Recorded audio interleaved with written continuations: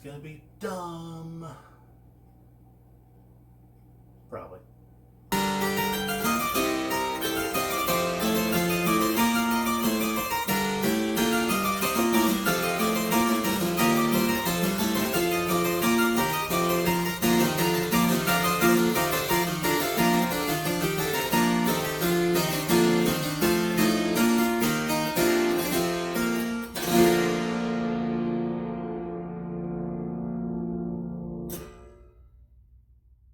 Everything okay? Okay, cool. Hi, welcome back to the channel. So today we're doing kind of a different video. Like I said before, I usually don't know what to say these kinds of things, but we're just gonna wing it. Let's wing it, we'll have fun. So the reason I'm doing this is I was actually going through a YouTube video. No, I wasn't. I was going through some comments on a YouTube video posted by a man named Philip Bay. If you don't know who he is, he collects instruments and sells them. He has an eBay listing where he sells them. And once in a while, he'll put up videos on YouTube of the instruments. Coffee. I was going through there and I was looking at this one video that he posted about selling a Sprahaka. I know I said that wrong. I always do. Sorry. And it sold for a very good price. I think $500 is what it went for. And to me, that's a good price for a revival instrument, because let's face it, they are kind of worthless for what they are now. But I think $500 is a steal for any instrument, really. And I was going through the comments, and there was the usual one comment or two about bashing the instruments and what they're good for, which I get it. I get it. It's going to happen. Happens a lot. So, I saw that someone had posted a comment like that, and he actually replied saying that some people prefer these instruments, and he mentioned, had you seen the channel Heavy Harpsichord, which is me. Oh, don't hurt me. No offense taken. I was actually kind of grateful for that. That's a plug, so I'll take that. So thank you for the plug, Philip, there. And I'll tell you what, if you're ever passing through the Tioga County area of Pennsylvania looking for instruments, let me know. It'd be kind of nice to talk with you and get your thoughts on some things. So if you're watching this, hope to hear from you sometime. More coffee. So I got to thinking about that, and I thought, well, I never really explained the reason why I do what I do. So here you go. I'll lay it out for you. To why I play these big honkin' heavy set things. Did I just describe myself? So a little bit about me. I'm actually from the Lancaster area of Pennsylvania, and for the first 6 years of my life, I grew up in a little town called Elizabethtown. And in the mid-90s, early mid-90s, somewhere around there, we ended up moving to Tioga County, Pennsylvania, a little town called Wellsboro. And that's where I spent most of my And that's where I spent the majority of my life until recently. I still live in Tioga County, so I'm fairly close to home. So when I was real young, I started taking piano lessons around 9 years old. And the reason why I took piano is, well, quite frankly, I just had a love and a desire for music. I always have. Music really affects me. Affects my moods and the outcomes of some of the stuff that I do. It also freaks the hell out of me sometimes. I have stories I can tell you that about my experiences with being freaked out by music. You'd be like, what? But we'll save that for another time. So anyway, I was 9 years old when I started, and how this came to be is I had a couple of musical toys, as we all did when we were kids. When I was a wee young lad, I had a music teacher named Mrs. Baker, who was a very influential part in my early days of learning music, because oftentimes she would let me hang out in her office and just play the piano, which is really what I wanted to do. So she actually showed me a little bit about how to play the piano, as far as where the notes are located on the keyboard, how they correlate to music, actual notation and stuff like that. So a lot of my early days in school, especially before actually school started, was just, you know, learning a little bit of piano.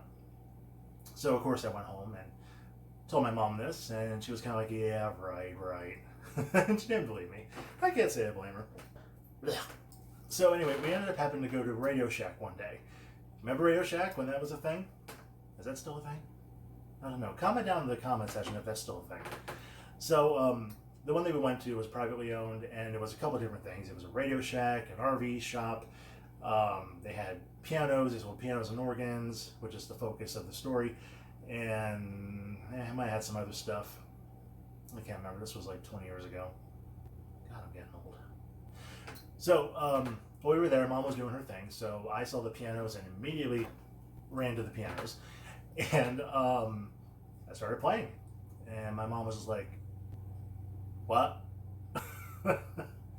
So, yeah, I was around 9 years old. Literally, after New Year's, I started learning. And I played piano all my life, all from then on, all through middle school, high school, college, which will bring us to where the harpsichord comes in a little bit. So, like any person who really loves something, they want to go out and tell the world. And my thing was I really wanted to be the most famous pianist that ever lived. Man, to dream big. And I was just so dumb and naive as a teen. You could have told me this guy was pink and I'd be like, oh. So after high school and started thinking about colleges, I landed on Mansfield University, which was only a 15-minute drive from where I lived. It's a very small campus, about a couple thousand kids. It's tucked away on top of a hill way back from the town. And it's really beautiful. It's very beautiful, but like I said, it's on a hill. And me, a 6'1", at the time, 250-pound person trudging up and down hills every day for 5 years. Shouldn't I be in shape by now? But anyway, I chose that school. And right after I graduated high school, I started with summer classes up there, and then I started right into my college career. Of course, when I got there, I thought I was the I found out very quickly I was literally a pile of compared to everyone else around me, it seemed. That was creepy. So yeah, so when I got to college, I figured out very quickly that I was not up to par like I thought I was. Majorly behind. Which, that's okay. I mean, everyone needs a wake-up call. And definitely that was mine. That was a big wake-up call for me. I was going to make it as a concert pianist and travel the world and be famous, blah, blah, blah, blah, blah. And the very first day of masterclass put every single one of those dreams in the grave. I started with Dr. Nancy Boston, very phenomenal pianist, one of my closest mentors that I had in college, and who actually helped promote me as a harpsichord player. And I'll explain that a little bit too. I like coffee. You guys like coffee? Comment down in the comment section how you take your coffee. I like mine with cream and sugar. So our very first day of masterclass, she had said, if any of you came here thinking you're going to come out of here being famous, you might as well quit. And my heart sank. And I'm like, oh dear God. Whoa, what do I do now? No, but yeah, that was a big wake-up call. And like I said, I found out very quickly that everyone around me could play, it seemed, a lot better than I could. They could play a harder repertoire than I could. And I spent 5 years of my college career, yes, I was a super senior, trying to improve. And it just seemed like the drive wasn't there. The interest was there, but not there at the same time. You throw me Chopin, Rachmaninoff list, I'm like, what do you want me to do with that? I found out that my drive was more in the Baroque era and earlier. So I spent a lot of time studying Bach and Handel, and there's more than two, right? I ended up studying a lot more of those styles, and it turned out it was a good fit for me. I really liked it, and I enjoyed it. And the other thing that helped me a little bit too was I was also a accompanist, and I was kind of known for taking pieces on the fly and being able to learn them very quickly. a lot of people who needed an accompanist, especially at the last minute, would come to me because they knew I'd take them. And I became very popular for that, which was good. I mean, that helped me out a little bit. Nice chunk of change. And one day I was accompanying a flautist. We were playing a Bach, I think it was a flute and keyboard sonata in B minor, I believe is the piece. I could be wrong. But we had to play it on our promenade. And I don't know if this is the same in all music schools or not, but a promenade, we got together every week, and it was a concert held by the students, and each student would be required to play a piece or two, and then we would go by and then we have another one. So we had to play on promenade. We were playing this piece, and I got the idea, we do have a harpsichord, but we never use it. We should do that. So at the very last minute, we ended up digging the harpsichord out, and we used it on the promenade, and everyone loved it. And it was my first time ever touching a harpsichord. The instrument was a Sperhaka. I know I'm saying that wrong. Sorry, Philip. Sorry, Steve. I know, crucify me. Yeah, it was a Sperhaka revival instrument. And like I said, this was my first ever dealing with a harpsichord, especially one that I could touch. And the instrument at the time needed a lot of work. If I can figure out how to put a picture up, I will a picture up. If I can figure out how to put a picture up, I'll post it here so you can see the instrument. The instrument unfortunately no longer exists. I know a lot of people are going, yay! What happened with this instrument is it fell into disrepair. No one really seemed to have an interest in it except for me. And the dean of the school had so graciously allowed me to repair it. And I did a lot of research into harpsichord repair and how to do stuff. I learned how to cut plectras, how to shape and voice them, how to adjust jacks. I mean, you name it. I learned it all. And this instrument really helped me with that. So I had a big love starting for the harpsichord at this point. But like I said, it was a revival instrument. And this was the only thing that I had really ever known in my playing. Now I did do research into harpsichords, and I learned about the revival and how we eventually started going to historical style of instruments, which I thought was interesting. But at the same time, I didn't have any of those instruments. There was not a single place around me that had a historical instrument. So, it was just me and my Sperhaka. Long story short, I really ended up liking the harpsichord. I used it a lot for accompanying and for just my own personal playing. And I found out I'm also a big improver. As most of you have probably seen on this channel, I do a lot of improvising. And having access to the harpsichord there really helped me in my Baroque approach to improv. So, you're welcome. That is, if you actually enjoy listening. If you don't, it's okay. You can tune out now. More coffee. So, I was the only one at the school who virtually played the instrument. And I thought, well, you know what? This actually is something I can do and I like. So maybe I'll focus more on the harpsichord. Now, with the promenade, we also had juries, which I never used the harpsichord for on a jury. Just for piano stuff is all I ever did on the juries.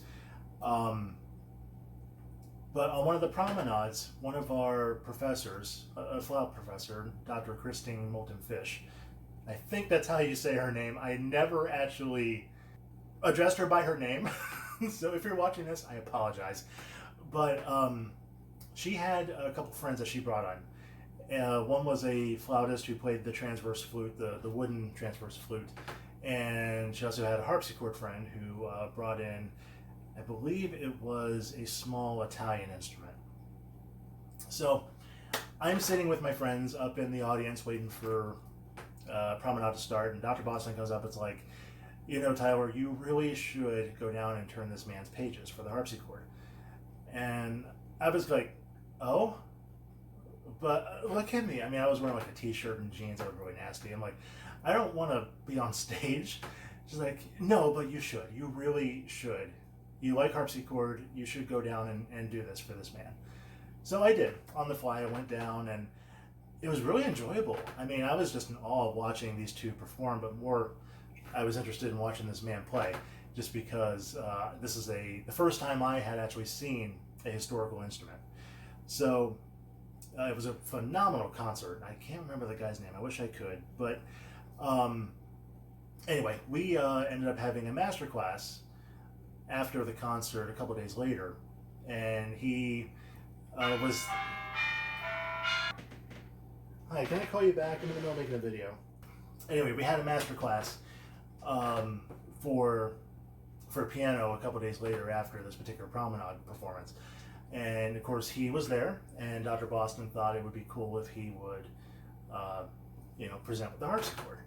So I was like, ooh, just because it was like something different to try. And I ended up playing a small snippet of one of the French suites. I think it was in E flat major, and I didn't do so well. I was just in awe of this instrument because it played different from my, Sperhaka. It wasn't mine, but I called it mine because no one else played it. And the young man who had brought in this instrument gave me a lot of pointers, a lot of good information out there. Of course, he would not touch the revival instrument. I can't say I blame him now. But no, he gave me a lot of good pointers that I still use in my playing to this day. So that was my one and only time playing a historical instrument. I loved it. I had nothing bad to say about it. It was really cool. So, fast forward through college, graduated, moved out on my own, had jobs, adult stuff. So after graduating college and doing adult stuff, I ended up managing a hotel. And I'm like, I want a harpsichord. I really want a harpsichord. So I went on eBay and I found myself my Neubert that I've played in the past. You probably can't see it in the back. Maybe you can, sticking out there behind the Sperhaka. And then there's another Neubert to my left back here. That instrument needs a lot of work, but it's there. The Neubert still needs work too. The other Neubert, that one needs new jacks and stuff like that. So the only instrument that works right now is the Sperhaka. Okay, so I'm going to go back a little further and talk a little bit about some of the instruments I've had in my lifetime. So, as you know, there was the Sperhaka from school. It turned out we actually later found above the music building, which if you're interested in going to Mansfield University and studying music, the building itself is called the Butler Music Center, but the theater itself is Stedman. And it turns out above the theater there was another harpsichord, and I got excited. So we ended up looking it over. It was a Z-Box from Zuckerman, and if you're not familiar with the Z-Box, I'll put a picture here so you can see it. I unfortunately have no footage of mine that I had, but I guarantee you it was just like this. And it was just sitting up there. It was dilapidated, missing strings and jacks and the whole 9 yards. And I expressed my interest in the instrument to the dean, and she's like, you know what? Take it. I thought, oh, thank you. So I ended up taking it. I brought it home, and I ended up putting new strings in it. I ended up buying the harpsichord upgrade kits that Zuckerman carries, a whole 9 yards. Rebuilt this instrument. The instrument, like I said, was in disrepair, and even with my feeble attempts at the time, it didn't do anything to improve it. But it was interesting. There was a harpsichord at school I could play, and when I got home, I had my own harpsichord I could play. So I spent a lot of time working on it and playing and learning stuff. So it helped. If I wasn't at school and I was at home, I still had an instrument.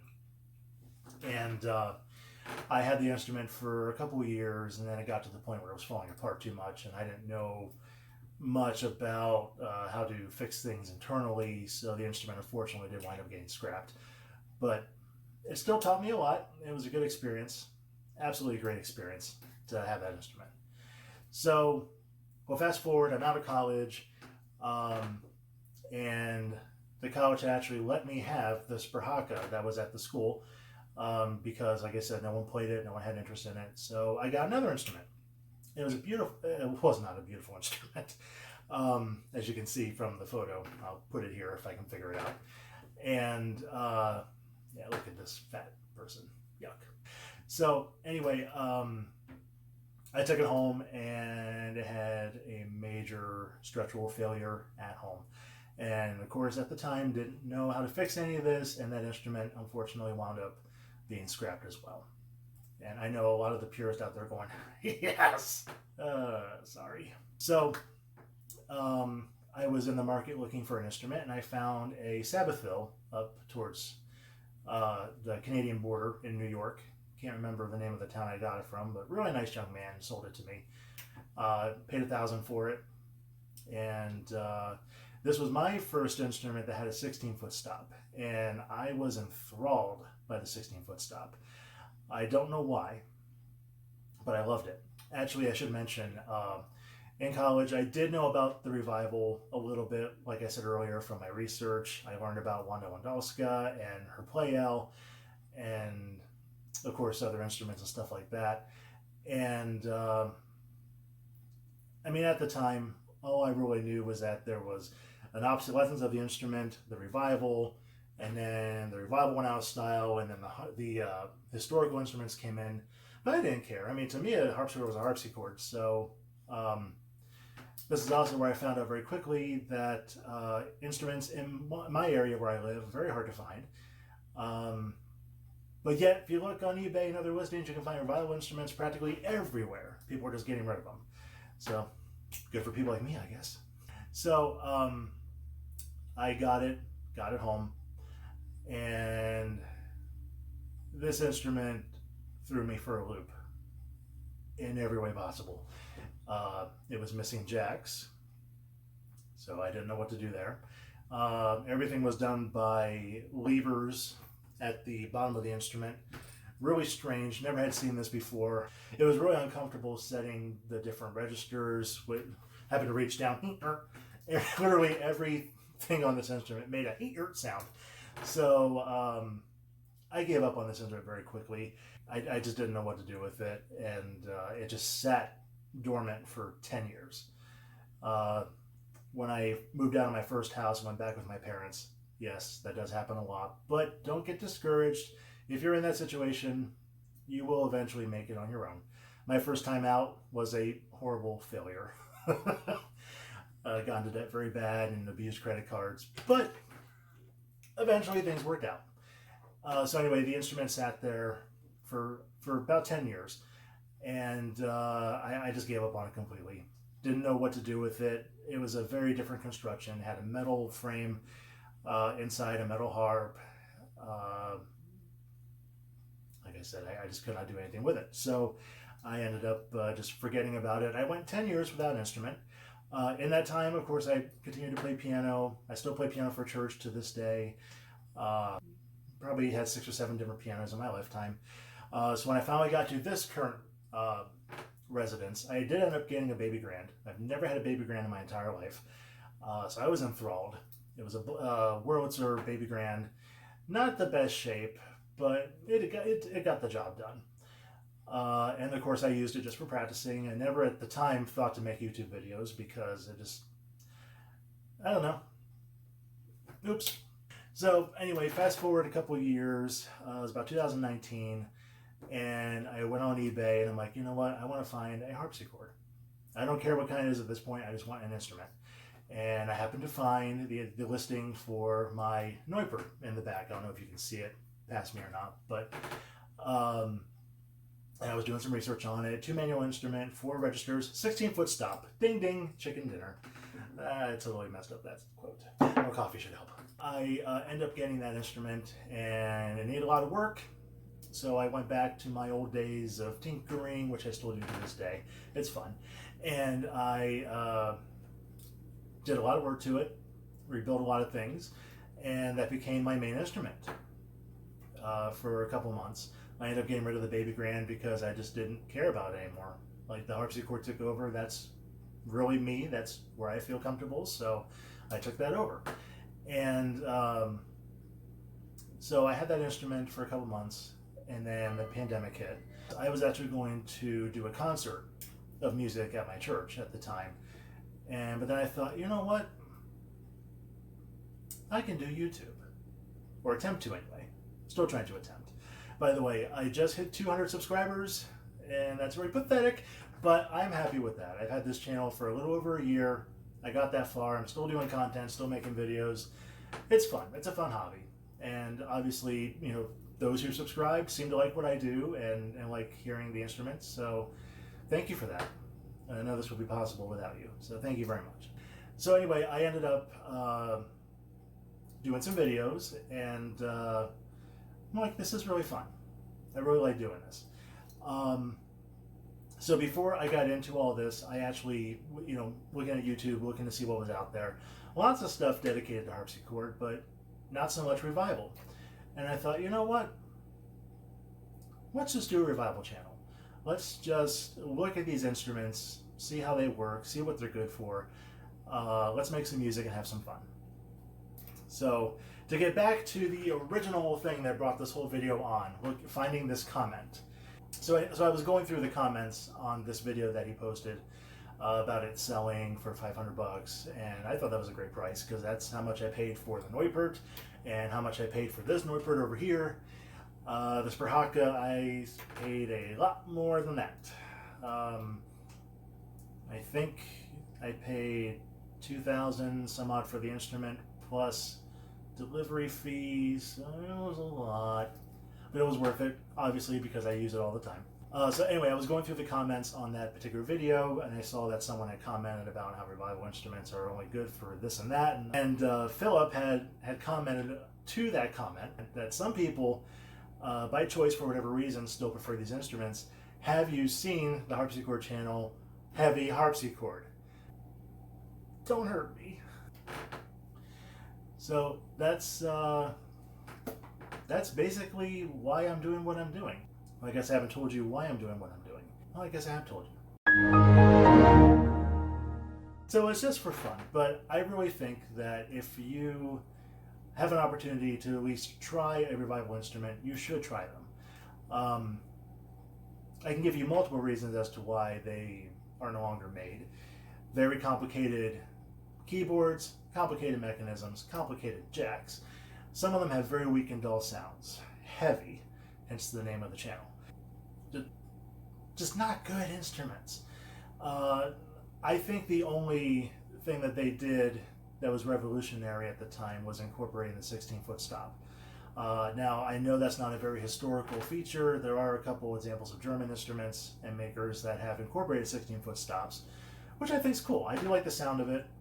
It's not for everything. You can't use it all the time, but I do like it. And that's why I'm very blessed that my Neupert does have a 16-foot stop. But that's about the only revolutionary thing I can say that's about them, is that particular sound with that stop. And when you put them all together, you do get a very interesting palette of color. Not suitable for everything, mind you, but depending on what instrument you're playing, is a very useful tool. And at this point, the only reason I do not have a historical instrument among these collections is because A, they're not readily available in my area, and B, they're expensive, and 3, all the above. But with that being said, I would love to get my hands on a historical instrument to have in my collection and to use. So, am I bashing historical instruments? Not one bit. Am I bashing revival instruments? Yeah, a little bit. But it's fun, it's quirky, and I'm fun and quirky too. So that's the whole reason why I'm doing what I'm doing. Do I make a single sound off of what I'm doing? Absolutely not, and I probably never will. But it's still something interesting that's out there, and not very many people are doing it, so that's why I'm here and that's why I'm doing it. So to conclude this entire convoluted video, that's the whole reason why I do what I do. I love it. I enjoy the sound. I enjoy bringing you music that you can listen to. Even if you don't like it, that's fine. I do appreciate you looking and considering. Every view counts. Every view matters as far as I'm concerned. So I appreciate that. So just some fun comments I've gotten from this stuff. What a every note go up and down. that's actually a comment to instrument over here. The plectra in that is too strong, which I'm tweaking on a little bit, but that was a comment that someone had left about the instrument having too strong a pluck, which it does. And my favorite, your playing is like a dancing herd of cattle. What? That last one's just made up, but it's fun. Yes, I know, I play like a dancing herd of cattle. But would you like to see a dancing herd of cattle? Look no further. But anyway, that is the long and short of the story. If you enjoyed this video, please let me know. Put it down in the comment section if you want to see more like this. I would gladly give you more examples of playing and more long talks like this if that's your kind of thing. But hope you enjoyed. Let me know. And I'll see you in the next one. Thanks for watching.